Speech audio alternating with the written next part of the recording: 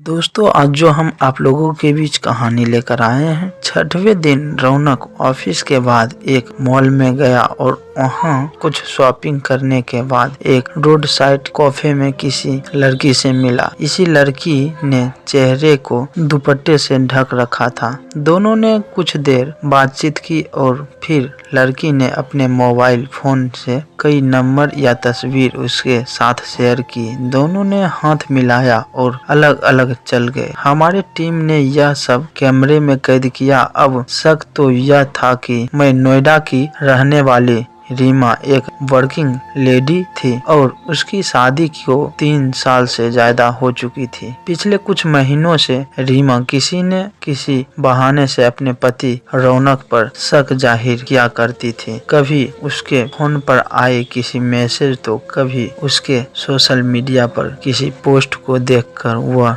रौनक से कहती कि वह उसके साथ धोखा कर रहा है और कोई और लड़की उसकी जिंदगी में आ गया है। रौनक हर बार ऐसे इल्जाम से इनकार कर देता, लेकिन रीमा का शक धीरे धीरे गहराता जा रहा था। वह अपने आप में जैसे घुटने सी लगी थी और उसके अंदर एक बेचैनी सी बनी रहती थी कि वह किसी भी तरह रौनक को ऐसी हालत में देख ले जहां उसका शक सही साबित हो जाए। जब रीमा को कोई रास्ता नहीं सूझा तब वह हमारी डिक्टेटर एजेंसी में पहुंचा और उसने अपनी सारी उधार बनी हमारे सामने रखी। रीमा, क्या आप एक्सेप्ट अफेयर के मामले में मदद कर सकते हैं? डिक्टेटर जी, बेशक, आप बेहिचक होकर सब कुछ बता सकते हैं। रीमा, मुझे शक है कि मेरे पति यानी रौनक का किसी और लड़की के साथ कोई रिश्ता है या बन रहा है। मुझे इसी बारे में तस्वीर और वीडियो के तौर पर पूरी तरह साबित चाहिए। क्या आप हमारी मदद कर सकते हैं? डिक्टेटर, बिल्कुल कर सकते हैं, लेकिन पूरा मामला पता तो होनी चाहिए तो मदद कर पाना आसान होगा। यूं न कुछ कुल मिल जाते हैं और काम जल्द भी कहूँ। बस मुझे लगता है कि मेरा शक सही है। मेरे पास आपको बताने के लिए कोई फोन नंबर नहीं है, ना ही कोई एड्रेस, लेकिन मेरी गिल्टी फीलिंग है कि रौनक मुझे धोखा दे रहा है। डिक्टेटर, ठीक है, लेकिन आपको शक क्यों है? मतलब बेवजह तो शक होता नहीं, कोई तो बात होगी, वही शेयर कीजिए, शायद उससे कोई इशारा मिल जाए। इसी सवाल के जवाब को भी रीमा टालती रही और वह एक ही बात पर अड़ी रही कि बस शक है और हम रौनक के खिलाफ सबूत जुटाना चाहते हैं। बहरहाल हमने रौनक पर निगरानी रखना शुरू किया। 4-5 दिन रौनक के मूवमेंट में कोई ऐसी बात नजर नहीं आई जिस पर कोई शक किया जा सके। वह घर से ऑफिस और ऑफिस से घर आ रहा था और अपने कलीग के साथ ही दिख रहा था। 6वें दिन रौनक ऑफिस के बाद एक मॉल में गया और वहां कुछ शॉपिंग करने के बाद एक रोड साइड कैफे में किसी लड़की से मिला। इसी लड़की ने चेहरे को किसी दुपट्टे से ढक रखा था। दोनों ने कुछ देर बातचीत की और फिर लड़की ने अपने मोबाइल फोन से कई नंबर या तस्वीर उसके साथ शेयर की। दोनों ने हाथ मिलाया और अलग अलग चल गए। हमारे टीम ने यह सब कैमरे में कैद किया। अब शक तो था, लेकिन सवाल भी थी और कुछ दिन रौनक पर नजर रखी गई तो वह उसी लड़की से 2-4 बार और मिलता हुआ नजर आया, लेकिन दोनों पब्लिक प्लेस पर ही मिल रहे थे और चूंकि फिजिकल भी नहीं हो रहा था तो यह कहना मुश्किल था कि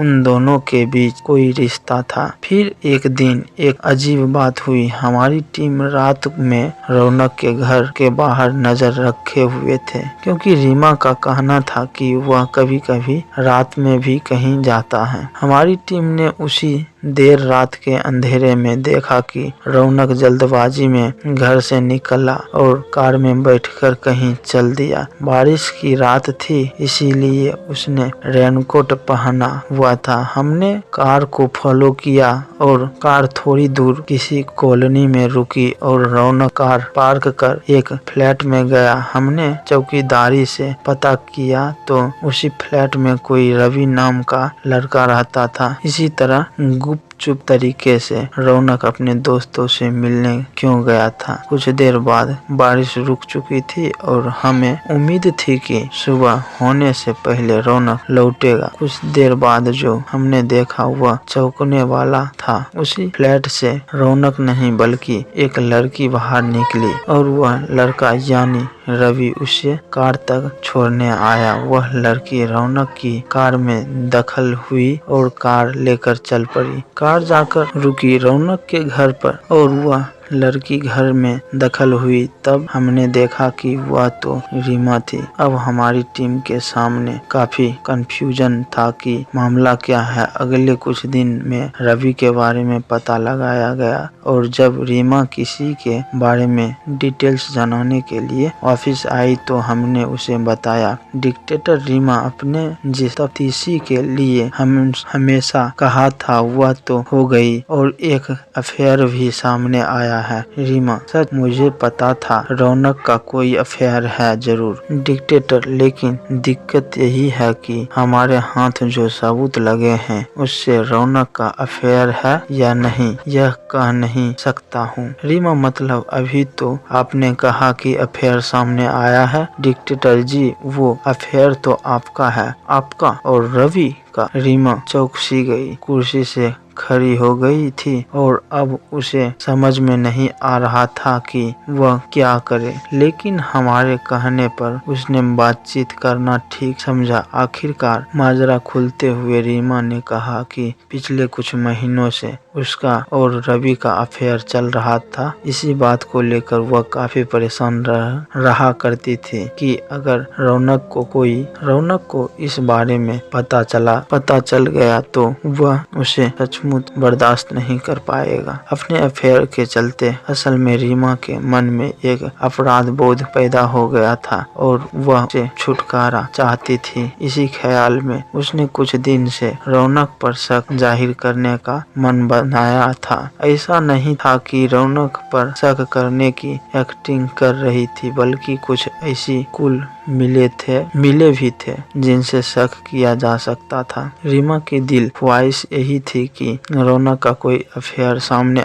आए ताकि वह अपने अफेयर को लेकर किसी किस्म का गिल्टी या अपराध बोध न महसूस करे। रीमा चाहती थी कि जब रौनक को पता चले कि रीमा की किसी के साथ अफेयर है तो वह भी कह सके कि उसका भी किसी के साथ अफेयर है। इसी कारण रीमा हमारी मदद में रौनक के खिलाफ सबूत चाहती थी। ये सब बातें सामने आने के बाद रीमा की बात मानते हुए कुछ दिन और रौनक पर नजर रखने का फैसला किया गया। पहले रौनक लड़की के साथ रिपीट किया करता था। वह एक प्राइवेट डिक्टेटर थी और रौनक उसकी मदद से रीमा के खिलाफ सबूत जुटाने की कोशिश कर रही थी। रौनक का यह सच हमें मालूम था, लेकिन हमने रीमा की इस बारे में नहीं बताया था। अगले कुछ दिन में हमने रौनक के मूवमेंट पर नजर रखी तो हमने देखा कि रौनक दिल्ली के ऑफिस मीटिंग के बहाने से गया। ऑफिस के पिछले गेट से निकलकर वह पास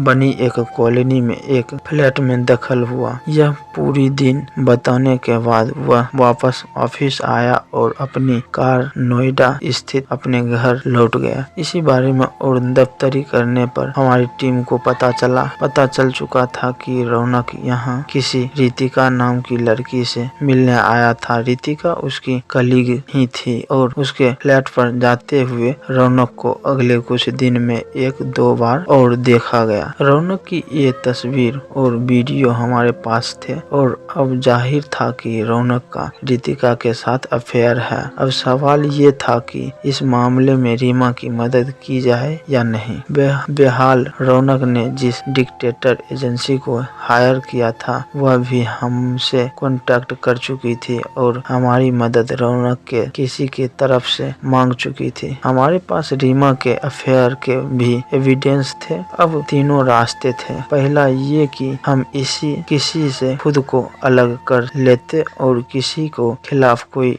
एविडेंस नहीं देते, या दूसरा ये कि हम दोनों के खिलाफ एविडेंस एक दूसरे को देते। तीसरा यह कि हमारे क्लाइंट रीमा और हम सब कुछ जानते हुए भी रीमा की मदद करते और रौनक के खिलाफ एविडेंस दे देते। इसे कैसे हमने अपने समझ से शायद दूसरा रास्ता चुना और रीमा को रौनक के अफेयर के सबूत दिए, लेकिन रौनक के तरफ से जो मदद हमेशा मांगी गई हमने वो भी की। अब किस्सा यह था कि इस कपल में दोनों को पता था कि दोनों एक दूसरे को धोखा दे रहे हैं। इसमें आगे क्या हुआ कहा नहीं जा सकता, क्योंकि इस केस के बाद हमारे साथ किसी का कांटेक्ट बनी नहीं रही। दोस्तों, ये कहानी कैसी लगी? कहानी अच्छी लगी तो चैनल को सब्सक्राइब, लाइक, कमेंट, शेयर करना ना भूले। दोस्तों, मिलते हैं नेक्स्ट वीडियो में नेक्स्ट कहानी के साथ।